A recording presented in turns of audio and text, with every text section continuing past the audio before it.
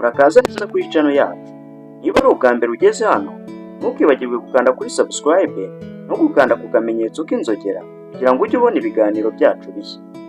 Muri iki kiganiro tugiye kuvuga ku ngingo ikora ku mitima ya benshi, uko wakwirinda gukundana n'umuntu utagukunda by'ukuri.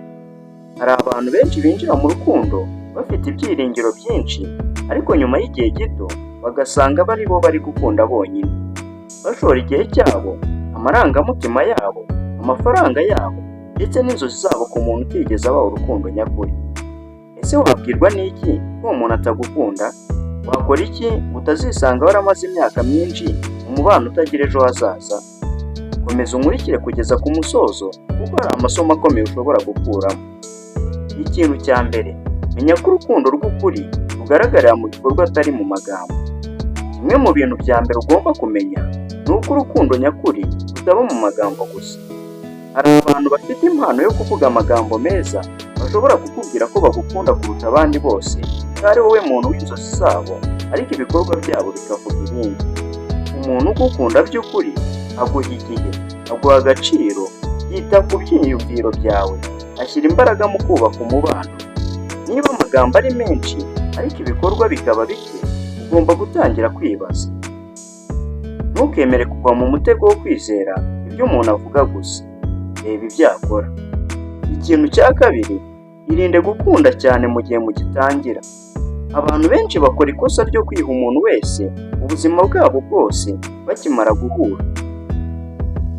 Hari igihe uhura n'umuntu mukavuga n'ibyumweru bike gusa, ugahita utangira gutekereza ko ari we muzabana ubuzima bwose. Ibi bishobora gutuma utabona ibimenyetso by'ingenzi. Fata igihe cyo kwiga uwo muntu, mumenye neza, reba imyitwarire ye, reba uko afata abandi bantu. Urukundo rwubakwa buhoro buhoro. Iyo wibutse cyane, ushobora kwisanga waraguye mu mutego w'amarangamutima.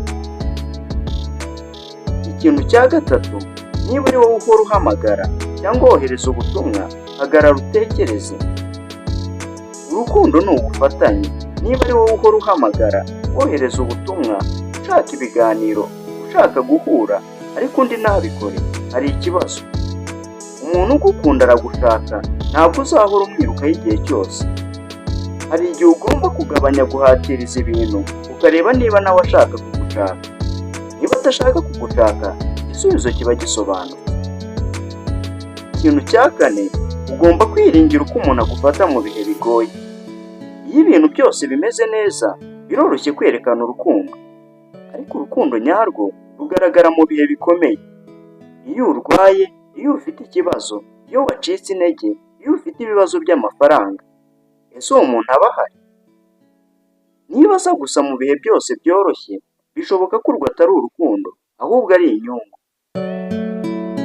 Ikintu cya gatanu, irinda umuntu kwibuka mu gihe hari inyungu gusa. Hari abantu baguhamagara gusa iyo bashaka amafaranga, iyo bafite ikibazo, iyo hari icyo bagukeneyeho, ariko iyo ari wowe ufite ikibazo ntibaboneke. Urukundo rw'ukuri ntirushingira ku nyungu. Iyo umuntu akubonamo igikoresho cyo kugera ku nyungu ze gusa, ntabwo aba agukunda. Ikintu cya gatandatu, ntukirengagize ibimenyetso bigaragara. Akenshi abantu bababazwa n'urukundo ntabwo ari uko baba batarabonye ibimenyetso, ahubwo ni uko baba barabyirengagije. Wenda uwo muntu muri kumwe ntakwitaho, ntakubaha, ntaguha umwanya, ntakumenyesha gahunda ze, ariko ugakomeza kwibwira ko ibintu bizahinduka. Ukuri ni uko abantu benshi bakwereka abo ari bo kare cyane. Icyo ugomba gukora ni ukwemera ibyo ubona. Icya karindwi, agaciro kawe ntikagomba gushingira ku rukundo rw'umuntu. Abantu benshi bagwa mu mubano mubi kubera ko batekereza ko nta gaciro bafite batari kumwe n'uwo bakunda. Ugomba kumenya ko ufite agaciro iyo nta mukunzi ufite. Iyo umuntu azi agaciro, ntiyihanganira agasuzuguro, ntiyihanganira kwirengagizwa, ntiyihanganira no gukoreshwa. Kunda ubuzima bwawe mbere yo gushaka undi muntu ugukunda. Ikintu cya munani, umuntu ugukunda gushyira mu migambi.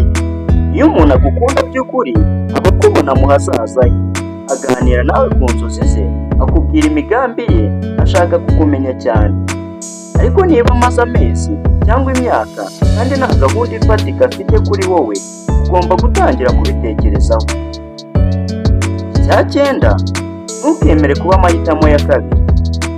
Niba umuntu akora kwereka ko hari abandi bantu bakurusha agaciro mu buzima bwe, ugomba kubyitondera.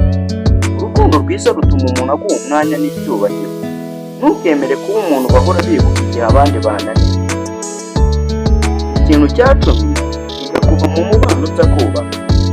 Hari igihe ikintu gikomeye atari ukwinjira mu rukundo, ikintu gikomeye kikaba kumenya igihe cyo kuruvamo. Iyo umaze kubona ibi bintu, udakundwa, utubashywe, udahabwa agaciro, ntukagumamo kubera ubwoba bwo kuba wenyine. Hari igihe gutandukana bigize umutima wawe kurusha gukomeza kubabara. Bakunzi bacu, gukundana n'umuntu utagukunda ni kimwe mu bintu bibabaza cyane umuntu ashobora kunyuramo. Ariko inkuru nziza ni uko ushobora kubyirinda.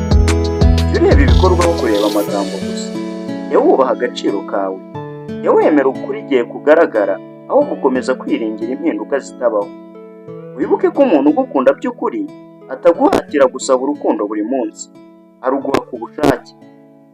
Niba hari aho wigeze ukunda umuntu atagukunda, andika igitekerezo cyawe muri komenti z'iyi videwo kugira ngo tuganire. Niba iki kiganiro cyakugiriye akamaro, kanda like, share ndetse na subscribe. Murakoze cyane kubana natwe. Tuzongera kubonana mu kindi kiganiro gikurikira.